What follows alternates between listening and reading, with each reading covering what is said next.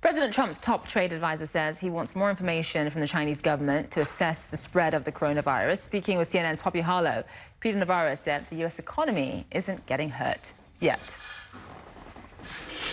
The good news about Apple is that it's kind of sui generis. It's one of the most heavily dependent companies on China, both for its production and some of its growth. So we don't see Apple as the norm. Okay. We have a really solid economy here. Numbers are coming out well. What you would begin to expect from China is portions of the supply chain across different sectors might experience bottlenecks that could lead to some slowdowns or perhaps inflationary pressures, but we're seeing absolutely none of that yet. All right, joining us now in the C-suite, Craig Hayman, who's the CEO of AVEVA, one of the UK's largest tech companies. How vulnerable is the tech sector given the impact of the coronavirus? I was talking with my colleague Claire Sebastian earlier about Apple seeing massive sort of supply chain disruptions because of the coronavirus. How vulnerable is the tech sector, do you think? You know, COVID-19 is really, first off, you have to think the technical name, yes. You have to think of the people aspect. You know, for most of the technical companies, technology companies like ourselves, we have employees in China, and that's probably our first in fact, our first concern is ensuring they're safe, allowing them to work from home as travel is restricted in Beijing and Shanghai and other places. So that's sort of the first element. But now you think about these supply chains, that those who are manufacturing physical goods, you were talking about Apple, over the last 20 years, these supply chains have been built out across countries, across geographies, very highly complicated. And so what you're now seeing as a cycle, perhaps for the next two decades, is where supply chains have to become more detached, more closer to consumption trends. Now, AVEVA, we're a software company. We don't manufacture goods, but our customers do.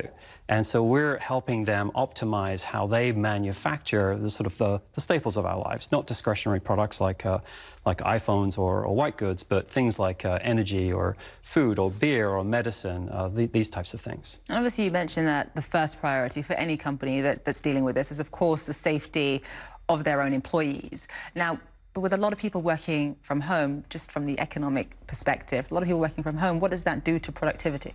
Yeah, I mean, our employees in China, they're what we call customer-facing. So they're engaging with customers as they go through a digital transformation, helping them optimize their businesses. So that's really hard to do from home. You know, you try your best, but it's really difficult. Now, this has all unfolded since January, the middle of January, which is in China a time where traditionally there's a lot of offline time. The Chinese New Year, people travel, spend time with their families. So far, you know, really, it's really quite early. But as we roll out of the end of March, I think it really will be sort of seen how does that factor into companies like ours, our plans for the rest of 2020 and 2021. And just given the uncertainty, I mean, no one really knows how long this is going to go on for, but do you think that you're getting adequate support from government, from public health officials, just in terms of getting up-to-date information about this? Yeah, I think so. You know, by country by country, it varies. Now, the challenge is, of course, getting access to data or ensuring that the data that everyone's looking at is consistent, because different countries have different views over the same statistics. And so this is the same with, you know, any situation. You want accurate data. So we look to our local employees to make the right decisions based on what they do and keep their own health and safety sort of front of mind. What are the types, just looking at the tech sector more broadly, what are the types of companies, types of tech companies that are going to be more easily and readily able to weather this storm, do you think? Yeah, I mean, of course, I would say software companies. You know, when you're a software company, either delivering software through the cloud or on-premise, you're not shipping physical goods around the world. So therefore, you're just fundamentally, you're not worrying about spare parts coming in and worrying about unplanned downtime. So I would say that that would be one aspect versus tech, where you're manufacturing consumer goods of some sort.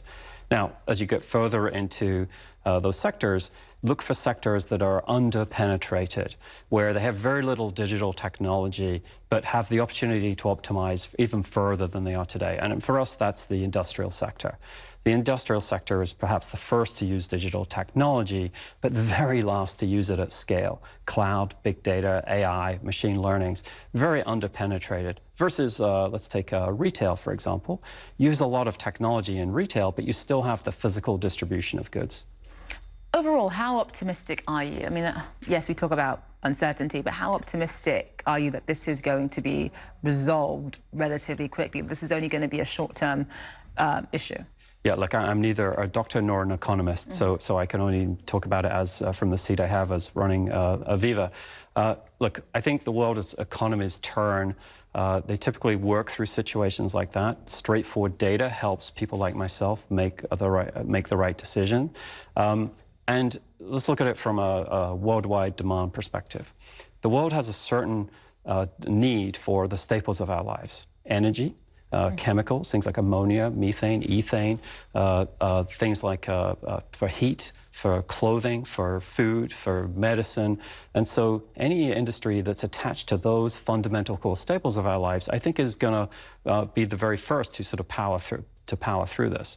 Industries that are more attached to what I'll call discretionary spend, that's really the question: is how does confidence change in consumers? Because discretionary spend is one that's typically can be impacted first. There's an index called the PMI index, which is a manufacturing index. Above 50, things are great. Below 50, things are not so great. A year ago, that was above 50 in most countries around the world. Today, it's below 50 in most countries around the world. But if you look under that PMI number, it's really the consumer confidence number that is actually lower. Anything that is back to the staples of our lives, sort of food and energy, is still actually very, very positive. It's just being suppressed in the overall number by this consumer confidence factor. Craig Hayman, Life First, thank you so much.